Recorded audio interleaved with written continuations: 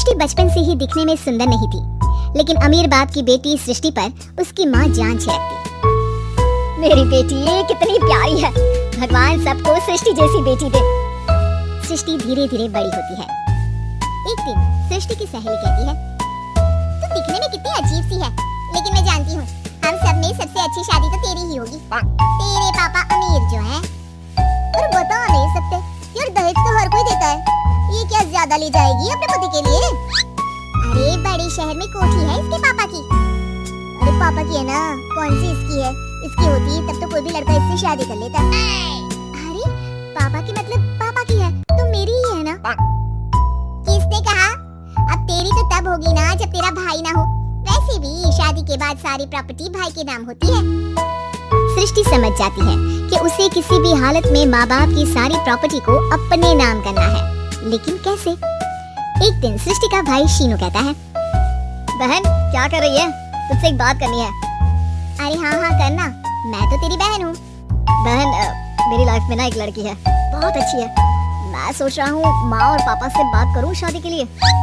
सृष्टि को समझ में आ जाता है कि भाई की शादी होते ही भाभी उसे एक दिन भी घर में बर्दाश्त नहीं करेगी। क्या बात है भाई, बताना कौन है वो? यार वो बहुत अच्छी लड़की है, पढ़ी लिखी है, मेरे साथ जॉब भी करती है, बस एक प्रॉब्लम है। प्रॉब्लम? क्या प्रॉब्लम है भाई? यार वो शादीशुदा है, लेकिन उसके पति ने उसे सिर्फ इसलिए छोड़ दिया क्योंकि उसके माँ बाप दहेज नहीं दे पाए। सृष्टि ये सुनकर न जाने क्यों खुश हो जाती है। अरे भाई तो क्या हुआ, लड़की तुझे तो पसंद है ना? शीनू को लगता है कि बहन उसे समझ रही है। वो इस बात से अनजान होता है कि उसकी बहन की मंशा पूरा घर हड़पने की है। सृष्टि अपनी माँ से कहती है, मम्मी मुझे तो बहुत चिंता है, पता है शीनू क्या कर रहा है? अरे क्या कर रहा है, वो तो काम पर जाता है और वापस घर आता है। नहीं ना माँ, वो यही तो नहीं कर रहा, बाकी सब कर रहा है। आपको पता है उससे प्यार है, और वो भी एक शादीशुदा लड़की से। ये क्या हो गया? मैं सोसाइटी में क्या मुंह दिखाऊंगी? अरे तेरे पापा तो यही कहेंगे कि मैंने ही उसे बिगाड़ दिया है। माँ देखो मेरी बात मानो, पापा पर भी विश्वास करने की जरूरत नहीं है। अब आप ही बताओ, पापा इतनी देर घर के बाहर रहते हैं क्यों? बोलो। अरे बेटा वो तो नौकरी करते हैं ना। तू बहुत भोली है माँ, पापा का ऑफिस तो 7 बजे खत्म हो जाता है, लेकिन देखो कितनी देर से आते हैं। अरे नहीं बेटा ऐसी कोई बात नहीं है। सृष्टि माँ को एक औरत से बात करते पिता की फोटो दिखाती है। देखो माँ कैसे हैं पापा, मैं ना कहती थी कि पापा सही नहीं है। मैं तेरे पापा से बात करूंगी, दे फोटो मुझे। ओह माँ वो तो डिलीट हो गई। लेकिन चल तूने तो देख लिया ना, पापा से बाद में बात कर लेना, और हाँ मेरा नाम बिल्कुल मत लेना। हाँ माँ। अब क्या था, सृष्टि की माँ और पिता के बीच झगड़ा होना शुरू हो जाता है। सृष्टि के मन में क्या चल रहा था कोई नहीं जानता था। एक दिन माँ सृष्टि के लिए एक लड़का देखा है, वो लोग शाम को उसे देखने आने वाले हैं। और हाँ माँ एक खुशखबरी, मैं और पापा मिलकर एक नया बिजनेस ट्राई कर रहे हैं। शाम को लड़का आता है, सांवले रंग का। सृष्टि को तो बिल्कुल भी पसंद नहीं आता। लड़की की माँ कहती है, लड़की का चेहरा तो कोई खास नहीं, लेकिन अगर मेरे बेटे को आप लोग सेटल कर दे तो मैं उसकी शादी आपकी बेटी से करवा दूंगा। सृष्टि को लड़का बिल्कुल पसंद नहीं था, उसे भाई पर गुस्सा आ जाता है। लड़के वालों के जाने के बाद कहती है, माँ देखा शीनू मेरे लिए कैसा लड़का लेकर आया, न दिखाने लायक न सुनने लायक, सेटल भी नहीं, वो भी हम करे।